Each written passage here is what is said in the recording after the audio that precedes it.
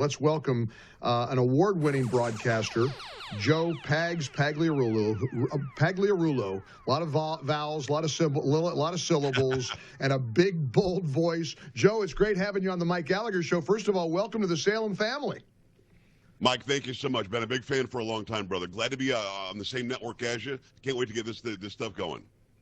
Well, it's exciting because this is a time, I mean, everybody I know says, Mike, what a time to be a talk show host. I mean, nothing ever slows down. And you've been at this like me a long time. You started in 1989 here in Florida. There was a time when we used to and you were a news director and you're an award-winning broadcaster. There was a time when we actually had to do show prep. Now all we've got to do is open up X. I still remember the time when you had to take the newspaper out and you took a yellow Sharpie and just started marking stuff off that you wanted to talk about. You hear a bunch of ruffling papers. Didn't use the internet at all. We thought the internet wasn't going to stick. That shows how much we knew. Yeah, I've been doing it a really long time. And the one thing is consistent, Mike. Like you, I still wanted to just tell the truth. Like you, I still wanted to just entertain. Like you, I didn't want to take one side over the other side all the time without examining the other side. And I think that's gone by the wayside. That's why shows like yours are so popular. And that's why I hope that this new podcast does well. I want to talk about your transition because you were an anchor and a news director, so you worked in that journalism side. I still think it's up for debate whether those of us who have talk shows are journalists or not. I guess it's a form of journalism, opinion journalism, I guess one would say. But was that what talk about that transition from your personal perspective of going from trying to be neutral, down the middle all the time, just calling balls and strikes, to being an opinionated talk show host? Was that a tough transition, Joe? Well, it really wasn't. The transition for me was going from opinion something into television news, because at that point you couldn't give your opinion whatsoever. And little by little you saw the newsroom starting to turn left. And as they turned left, I would argue. And, being the main anchor, you had kind of a voice. And the last newscast that I was doing was at WRGB in the capital region of New York. I was the 6 and 11 o'clock co-anchor Monday through Friday. And I used to get a kick out of getting emails from people who would say, great, another liberal on the air. So I did the job really, really well because they had no idea what political stance I had. But in the newsroom, in the underbelly of it, Mike, heading into these newscasts, we would have arguments. I mean, really like loud, let's go. Let's really mix this up and bring the best news that we could possibly bring. But I saw such a sea change to the left. I said to myself, you got to get out of this. If you want to tell the truth, really report the news, and then give some opinion on top of that. Because I think we are journalists and then editorialists on top of it. I had to get away from television news. And since then, that was 20 years ago. I left in 2005. So since then, it's gone so far left that I think I would have pulled all my hair out had I stayed there. And I would not have been a successful news anchor anyway, because now it's so far left that if you don't have the left stance, you can't be called a so-called journalist. But that's, again, why shows like yours and shows like mine, I think, do so well. We tell the truth because we examine both sides so well. We've taken the side that's right against the side that isn't. And you really couldn't do that in television news. You had to pretend this equal balance garbage became more left equal balance, and I couldn't stay for that. You may not know this, but I spent a couple of years in the capital region before I went to New York City at WABC, and I worked. Nice. I did a commentary on WRGB, and so as a result, it's the only market I've ever been in, and people don't realize these college towns and these state capitals. There are liberals everywhere. You can't turn around without bumping into 12 liberals.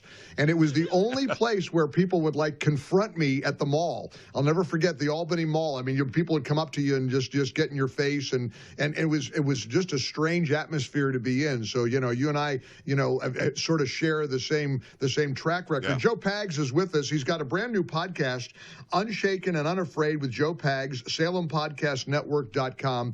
It has to distress you, coming from the background you come from and the news director jobs and the anchors, the work that you did, to see how filthy and corrupt the media, the legacy media has become in 2025. I mean, Joe, it's always been bad, but never this bad.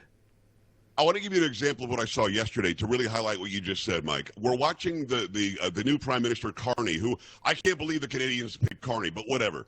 He's sitting there next to Donald Trump.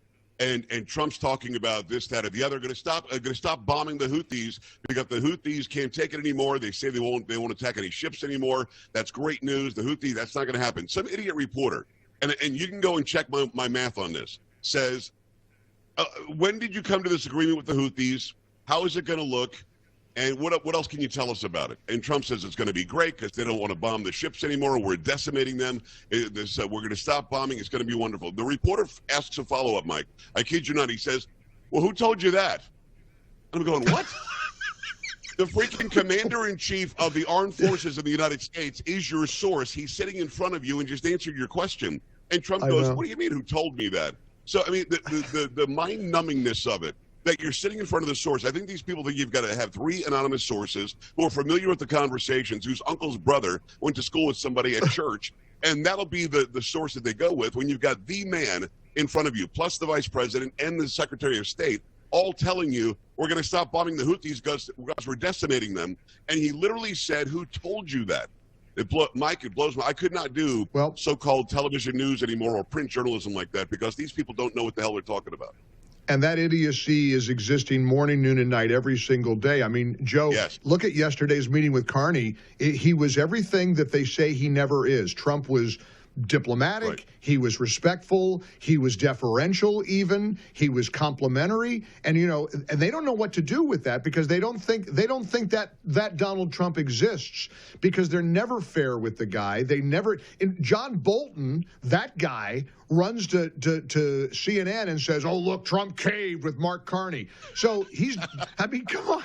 So Trump is damned if he does, damned if he doesn't. He's either alienating all of our allies or he's bowing down before them. They're never going to give him a break. Right. But, Joe, we know that. And thankfully, millions of Americans get it.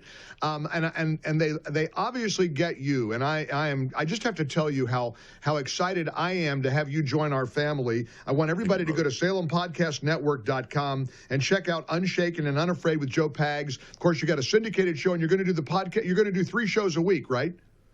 I'm going to do 3 podcasts a week on top of the nationally syndicated radio show, and we're just going to do the best we can, bringing a former journalist perspective to how bad journalism is today, why they couldn't shut you up, they couldn't shut me up, and great interviews as well. Well, you're one of the best, and we're honored to have you join our team. Joe Pags, keep fighting the good fight. Come back and visit with us again, and best of luck with the podcast and all the great stuff you're doing. We're really happy for you. The honor is all mine, Mike. Thank you so much for the time today.